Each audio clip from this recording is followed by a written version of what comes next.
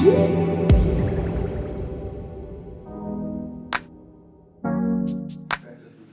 the second half of 2018, Huawei has given us a tough choice. The Mate 20 Pro is joined by the Mate 20. For the first time, we're a bit stuck because we don't know which one we want more. The exciting part is the design is really quite different, and although we love this thin phone, the Mate 20 Pro, have a look at how great the Mate 20 looks. From the back, pretty similar. When we turn it over, this is where the difference comes. Look at that tiny teardrop notch at the top and the absolutely tiny bezels all the way around. Now let's put that alongside of the P20 Pro. Turn these both on, and you can see there's what has become a traditional notch at the top and a deeper chin down the bottom. But as you can see on the regular Mate 20, that has almost all disappeared. It is entirely screen, and who is not more tempted by an incredibly large expanse of screen to look at on their phone? Here's the other difference with the screen. You've got a curved OLED screen on the Mate 20 Pro, and that's about 6.4 inches. However, for the Mate 20, this is 6.5 inches and is a flat LCD. There's a considerable difference between them, and not least the ratio you saw here with the Pro. This is a thinner phone. This is far more traditionally phone-sized and feels much more natural in the hand. If anything, there's a lovely textured sleep-wake key on the side here below the volume rocker, and unlike the Mate 20 Pro, the fingerprint sensor is on the rear here just below the camera lens, so there's no in-display fingerprint sensor on the Mate 20. The resolution of the screen is also a little bit lower. It's a massive, so almost 4K resolution on the Mate 20 Pro, but on the Mate 20 it is 2244 by 1080 pixels. So certainly not low, but lower than you'll get on the flagship Mate 20 Pro. So what you're really interested in is the camera. The camera on the rear is different to the Mate 20 Pro. There's still 3 camera lenses, it's still mounted in this unusual but quite beautiful centrally top center mounted section. Just look at the way the curves here around the edge of this square match the curves on the side of the phone. It's a really coherent style. And although this is a challenging look initially, because we're not really used to seeing camera lenses mounted in such a way on a phone, once you get used to it, it looks fantastic. The 3 lenses, the configuration is the same, so you have a main, a telephoto and a wide angle, but the megapixels are slightly different, and also the apertures are slightly different. If you look at the Leica signature here underneath, on the top, there are some differences between the lenses too. The results, well, we're still putting these to the test. We won't know until we put them back to back to see how they perform. But the results have been great when we've been using it in the early days here. So you're certainly not getting a lesser camera, you're just getting a different camera. And in the certain environments where the P20 Pro is going to really excel, the Mate 20 might not do quite the same. Inside though, things are very similar. You still have the Kirin 980 processor with the DualMPU, and you have 6 GB of RAM. The DualMPU is new for the Kirin 980, and we talked a lot about that already. What it does is increase the artificial intelligence ability of the Mate 20 even further than we've seen on the P20 Pro and before that on the Mate 20. Not least, let's have a look at the video. The ability of the DualMPU in the Kirin 980 is so immense that it can, in real time, recognize objects in video and change the background. And we think that's pretty astonishing. We can't demonstrate it right here because we don't have a handy person, but we can talk about it. AI Color is an active mode where it will pick out a person in your video and keep them in colour whilst everything in the background is in black and white. Think the look that you got from the movie Sin City, and you've got basically how it turns out. It's really very impressive, very smooth, very stable, provided the colours aren't incredibly bright. We've had some solid results with this. It looks fantastic. In addition, in real time you can blur the background so you get that bokeh effect in video, not just in stills. This is the key part here. What we're talking about is video, so you can video a person, keep them in colour while the background is in black and white. There's a variety of different modes here for creating some really cool video effects and then put it all together into a final video. Elsewhere you have, as it's just done there, the AI recognises that we'd be shooting something in close-up and will automatically adjust the camera from that. There's also a whole lot more scene recognition that you get with the DualMPU and the Kirin 980. It was about 500 before, now apparently it's 3 times that, up to 1,500 different scenes and situations it's going to recognise, so really very cool indeed.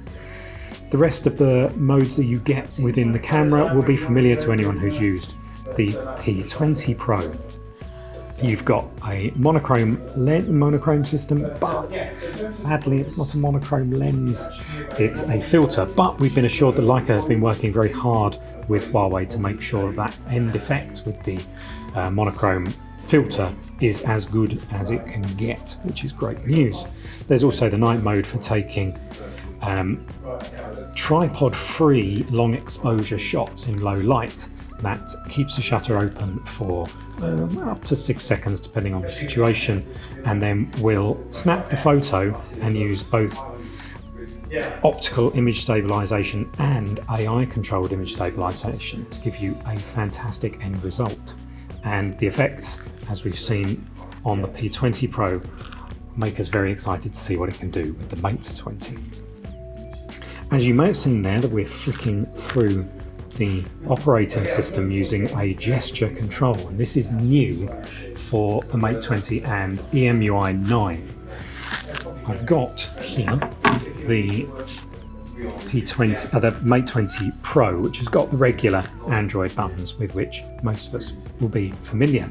This is what will come as standard on your Mate 20 Pro. However, within the settings you can select this, which is their option for a full screen experience, and you'll see me just sliding in a little back button there, and if I let it go then it goes back. That's how you will continually flick through different areas of apps, and if we want to return to a main screen, it's a swipe up.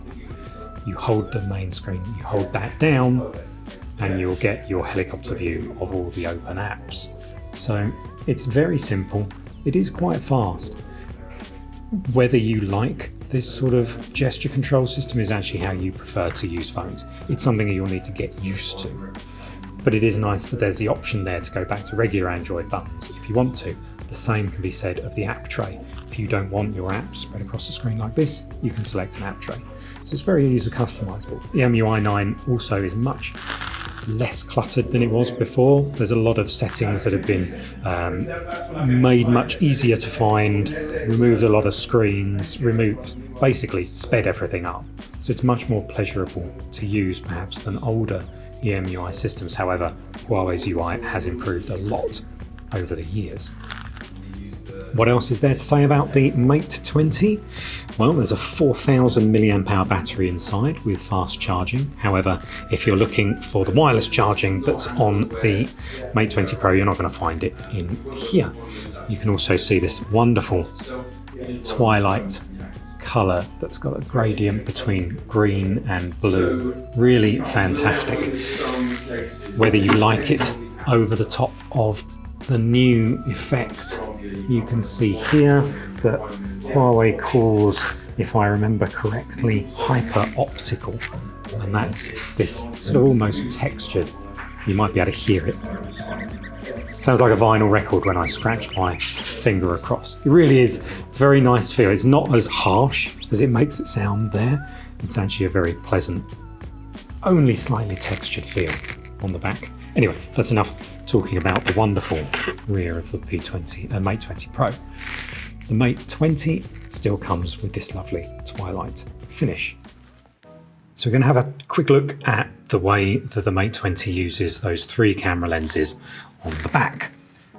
And you'll instantly see what's so awesome about the artificial intelligence on here. As soon as we point it at a scene like we're seeing here over the top of London, it knows that it will benefit from a wide angle shot. So it automatically gives you the option to switch to the wide angle camera. The wide angle on here has got 16 megapixels. And as you can see, there's no fisheye effect, or very, very little. So it looks fantastic. Take it out of that mode. There's a little button at the top bottom there, and you'll go back to the regular lens, which has got 12 megapixels. There's also a telephoto lens, which is 8 megapixels, and that'll give you that depth effect, as well as a greater level of zoom. There's 2 times optical zoom on here. Now, the Mate 20 Pro has got a 5 times optical zoom as well. We're wondering whether that's going to come with a software update on here, but we won't know that until the phone actually comes out. But for now, you can see how cool that is for the wide angle lens on the Mate 20. So here's a really cool demonstration, not only of a very cool new feature of the Mate 20 Pro's camera, but also the DualMPU capability of the Kirin 980. So we have our wonderful model and a bowl of fruit. What could be better for a demonstration? So we're going to go into the video mode, and you can see here, regular shot. You've got texture and color on the back and a color in the front. The really exciting part here, stop that recording, is if we go into the effects, how powerful the MPU is demonstrated by this. This is real-time adjustment of the picture. So as you can see, the background now is black and white.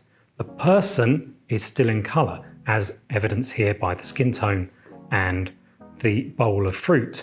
And this is, we can move it around, and the AI still knows exactly what it sees as we're doing that, and keeps the background black and white and the person and the bowl of fruit in color.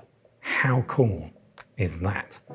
Unfortunately, everybody in this room decided to wear black today, so that's why there's a bowl of fruits. However, in the right situation, this is going to be quite fantastic. Here is your dilemma then. Which do you choose? Do you choose the curvy, thinner Mate 20 Pro? Or do you choose the more phone-like Mate 20? It's a tough choice, and Huawei is not giving away the price and final release date and locations of these until the launch event. So when we're seeing these phones, those little facts are still secrets, and they're going to make a big impact probably as to which one you choose. However, in the short time that we've spent with the Mate 20, as you can see, it's pretty impressive stuff. So check back when we've had a good look and really a longer time with both of these phones to see which ones we thoroughly recommend. But either one you choose, you're going to be pretty happy with the camera thoughts on this one.